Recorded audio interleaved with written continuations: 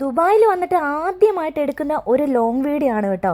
അപ്പോൾ ഒരുപാട് പേര് എൻ്റെ ഷോർട്സ് ഒക്കെ കണ്ടിട്ട് കമൻറ്റ് ചോദിച്ചിട്ടുണ്ടായിരുന്നേ, അല്ല കമൻറ്റ് ഇട്ടിട്ടുണ്ടായിരുന്നു, എവിടാ ജോലി, എന്തിനാ പോയെ, എന്താ ജോലി ചോദിച്ചപ്പം പറയാത്ത നാണക്കേടാണോ, എല്ലാ ജോലിക്കും അതിൻ്റേതായ അന്തസ്സുണ്ടെന്നൊക്കെ. ശരിയാണ്, എല്ലാ ജോലിക്കും അതിൻ്റേതായ അന്തസ്സ് തന്നെ ഉണ്ട്. എനിക്ക് ജോലി പറഞ്ഞതിന് മടി കൊണ്ടൊന്നുമല്ല, ഇതുവരെയായിട്ടും ഞാൻ ജോലിയിലോട്ട് കയറിയിട്ടില്ല. അതുകൊണ്ടാണ് നിങ്ങൾ ജോലി ചോദിക്കുമ്പം എന്താണെന്ന് ഞാൻ പറയാത്തത്. ഇവിടുത്തെ സാഹചര്യങ്ങളൊക്കെ നിങ്ങൾക്ക് അറിയാലോ, വന്ന സാഹചര്യവും അതുപോലെ തന്നെ അറിയാമല്ലോ. ഇല്ല, ഇടിവെട്ടിയവൻ്റെ തലേ തേങ്ങ വീണെന്നുള്ളൊരവസ്ഥയായിപ്പോയി ഇവിടെ വന്ന് കയറിയപ്പം. ആദ്യം നമ്മൾ നിന്നത് വേറൊരു ഫ്ലാറ്റിലായിരുന്നു. അപ്പോൾ അവിടുന്ന് ഞങ്ങളുടെ മാനേജറുടെ റൂമിലോട്ട് ഇങ്ങോട്ട് പോരുന്നിട്ടുണ്ടായിരുന്നേ. അപ്പം നമ്മൾ ഇവിടുത്തെ നമുക്കുള്ള ഫുഡിനുള്ള കാര്യങ്ങളൊക്കെ ആൾ മേടിച്ചിരും, നമ്മൾ തന്നെ കുക്ക് ചെയ്ത് കഴിച്ചാൽ മതി. അങ്ങനെ സാധനം തീർന്നപ്പം എങ്കിൽ പോയി മേടിച്ചുകൊണ്ട് വരാമെന്ന് പറഞ്ഞ് ഞങ്ങൾ രണ്ടും കൂടെ ഇറങ്ങിയതാണ്. നിങ്ങൾ ഓർത്തോണം, എനിക്കാണെങ്കിൽ ഇവിടുത്തെ ABCD പോലും അറിഞ്ഞുകൂടാ. പിന്നെ ഞങ്ങൾ അങ്ങ് വെച്ച് പിടിച്ച് പോയി സാധനങ്ങളൊക്കെ മേടിച്ച്. ഈ സാധനങ്ങൾ മേടിക്കാനും ഭയങ്കര രസമായിരുന്നു. ഇത് എവിടാ ഇരിക്കുന്നത്, എന്തുവാ ചോദിക്കണ്ടേ, ഒന്നും അറിയാൻ വയ്യത്തില്ല. ആ കവർ പൊട്ടിക്കുന്ന കാണുമ്പോഴേ നിങ്ങൾക്ക് അതിൻ്റെ രീതിയൊക്കെ മനസ്സിലാവുമല്ലോ. അപ്പോൾ ഉച്ചക്കലത്തേക്കുള്ള കറിക്കുള്ള കിഴങ്ങും സവാളയും മുട്ടയൊക്കെ എടുത്തിട്ടുണ്ടായിരുന്നു. ബ്രെഡ് തപ്പി തപ്പി തപ്പി ഊപ്പാട് വന്ന് എന്തായാലും നമ്മൾ അവിടെയൊക്കെ ചോദിച്ച് ബ്രെഡൊക്കെ മേടിച്ചുകൊണ്ട് വന്നിട്ടുണ്ട് കേട്ടോ.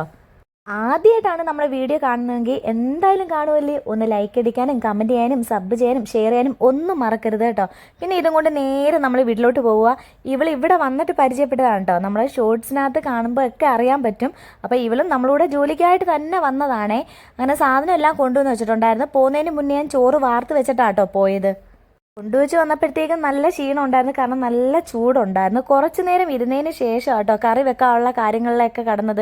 ഇത് അരിഞ്ഞതും പറക്കിയതും ഞാനല്ല, അൽസി കേട്ടോ അരിഞ്ഞൊക്കെ തന്നിട്ടുള്ളത്. അപ്പം ഞാൻ വിചാരിച്ചു പെട്ടെന്ന് തന്നെ കറിയൊക്കെ അങ്ങ് ആക്കാമെന്നും പറഞ്ഞ് തട്ടിക്കൂട്ട് കറി. ഞാൻ നാട്ടിലുള്ളപ്പോൾ സമയത്ത് നിങ്ങൾ മിക്ക വീഡിയോയിലും കണ്ട് കാണും, ഇങ്ങനെയാണ് കേട്ടോ ഞാൻ കറി വെക്കാറ്.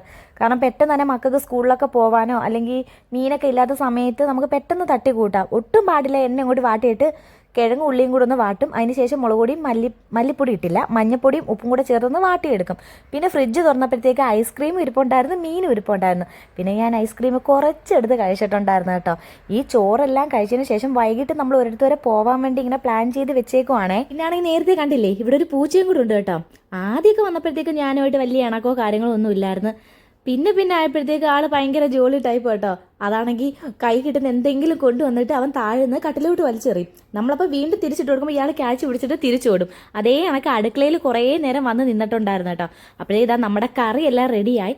പിന്നെ നമ്മൾ മുട്ടയും കൂടെ പൊരിക്കുന്നു, കൂടെ തൈരും ഇരിപ്പുണ്ട്, അച്ചാറും ഇരിപ്പുണ്ട്. ഇത് തന്നെ ധാരാളം. നാട്ടിൽ നിന്ന് വന്നപ്പോഴത്തേക്കും അങ്ങനെ വിശപ്പോ ഇന്ന സമയത്ത് ആഹാരം കഴിക്കണമെന്നോ ഒന്നുമില്ല. പിന്നെ ഇടയ്ക്ക് എന്തെങ്കിലും കുറയ്ക്കണമെന്നുള്ളൊരു തോന്നലേ വരുത്തോളേ ഗേസ്. അപ്പം ഇവിടെ ഉള്ളവരാരെങ്കിലും വീഡിയോ കാണുന്നെങ്കിൽ ഒന്ന് കമൻറ്റ് ചെയ്തേക്കണേ, നിങ്ങൾ എവിടാ ഉള്ളതെന്നും കൂടെ. ഇപ്പം നമ്മൾ നിൽക്കുന്നത് ഷാർജയിലാണ് കേട്ടോ. അപ്പോൾ അതാണ്ട് ഫുഡൊക്കെ എടുത്തിട്ടുണ്ട്. ഇനി കഴിച്ചിട്ട് നമ്മൾ വൈകുന്നേരം ആയപ്പോഴത്തേക്ക് ഇവിടെ അടുത്തൊന്ന് ചുമ്മാ നടക്കാനായിട്ട് ഇറങ്ങിയതാ. എവിടെ പോയാലും വഴി തെറ്റി അവസാനം വന്നു ചേരുന്നത് നമ്മൾ പോയ സ്ഥലത്തായിരിക്കും.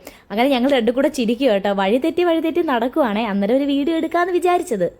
സത്യം പറഞ്ഞാൽ എനിക്ക് ഇതൊക്കെ കാണുമ്പോൾ ഭയങ്കര ഒരു അത്ഭുതമായിട്ടാട്ടോ തോന്നുന്നത്. ഞാൻ ഒട്ടും ആഗ്രഹിച്ചിട്ടില്ലായിരുന്നില്ല ഗൾഫിലോട്ട്. ആഗ്രഹിച്ചതെന്നല്ല, ആഗ്രഹമൊക്കെ ഉണ്ടായിരുന്നു, പക്ഷേ അങ്ങനെ ഒരിക്കലും വിചാരിച്ചിട്ടില്ല ഗൾഫിലോട്ട് വരുമെന്നോ ഇങ്ങനെയൊക്കെ ഇതൊക്കെ കാണുമെന്നോ ഉള്ളതൊന്നും. അതിൽ ഓരോ തലവിധി എന്നൊക്കെ പറയുന്നത്. കാരണം ഇക്ക ഒരിക്കലും ഗൾഫിൽ പോകത്തില്ലെന്ന് പറഞ്ഞ് നിന്ന ആൾ ഇക്ക പോയി. പെട്ടെന്ന് തന്നെ ഞാനും വന്ന്. സത്യം പറഞ്ഞാൽ ഭയങ്കര ഒരു എന്തോ ഒരു സ്വപ്ന ലോകത്തായിരുന്നു കേട്ടോ ഞാൻ. ഇവിടെയൊക്കെ ഞങ്ങൾ വഴി തെറ്റിയിരിക്കുക. വീണ്ടും ഞങ്ങൾ ആ കോട്ടയിൽ കൂടെ കയറി വീണ്ടും ചെന്നപ്പോഴെന്താ വന്നെത്തിയത് ഇവിടെ തന്നെ. അങ്ങനെ എന്തായാലും വഴി തെറ്റി അവസാനം ഞങ്ങൾ നിൽക്കുന്ന സ്ഥലത്തോട്ട് എത്തിച്ചേർന്ന് നിൽക്കുകയാണേ. പിന്നെ പോകുന്ന വഴിയിലുള്ള സംഭവങ്ങളൊക്കെയാണ്. എവിടെ നോക്കിയാലും കടകളും, എന്ത് നല്ല വസ്ത്രങ്ങളും എന്ത് നല്ല ആഭരണങ്ങളും ഒക്കെ. ഇങ്ങനെ ഇടയ്ക്കിടയ്ക്കൊക്കെ കണ്ണാടിക്കൂട്ടിലോട്ട് കണ്ണൊക്കെ പൊക്കോണ്ടിരിക്കുവാണേ. സത്യം പറഞ്ഞാൽ ഇതൊരു 7 മണിയുടെ അടുപ്പിച്ചൊക്കെ ആയിട്ടുള്ളായിരുന്നു. എന്നാലും നല്ല വെട്ടമൊക്കെ ഉണ്ടായിരുന്നു അവിടെ എല്ലാം. പിന്നെ ഈ ഭാഗത്ത് ക്രോസ് ചെയ്യാനൊന്നും വലിയ ബുദ്ധിമുട്ടില്ല. വലിയ റോഡിലൊന്നും നമ്മൾ ഇതുവരെ ക്രോസ് ചെയ്തിട്ടില്ല കേട്ടോ. ഇവിടെയൊക്കെ നല്ല നിയമമല്ലേ. അപ്പം അതൊന്നും അറിയാതെ നമ്മൾ റോഡിലൂടെയൊക്കെ ഇറങ്ങിക്കഴിഞ്ഞാൽ പണി പേടിക്കും. അതുകൊണ്ട് എനിക്ക് ഭയങ്കര പേടിയാണ് ഇങ്ങനെയൊക്കെ ഇറങ്ങാനൊക്കെ. പിന്നെ ഒരു അരുവിനോട് ഇങ്ങനെ നടന്നൊക്കെ അങ്ങ് പോകും. നമ്മൾ വന്നപ്പം ഈ ഒരു ഭാഗത്തിനകത്തൂടെ കയറി കേട്ടോ വന്നത്. തിരിച്ച് ഞാൻ പറഞ്ഞില്ലേ വഴി തെറ്റിയെന്ന്. അപ്പം പിന്നെ അതിനകത്തൂടെ തന്നെ പോകാമെന്ന് വിചാരിച്ചു. ഒരു ഭാഗത്ത് പർദ്ദയാണെങ്കിൽ ഒരു ഭാഗത്ത് ചുരിദാറിൻ്റെത്. ഭയങ്കര മിന്നിത്തിളങ്ങുന്ന വസ്ത്രങ്ങളൊക്കെ കേട്ടോ ഇവിടെ. പിന്നെ നമ്മുടെ ഫ്ലാറ്റിലോട്ട് വന്നിട്ടുണ്ട്. ഇതാട്ടോ നമ്മുടെ ഫ്ലാറ്റ്. കുറച്ച് നേരം അവിടേക്ക് നിന്നതിന് ശേഷമാണ് മുകളിലോട്ട് കയറിയത്.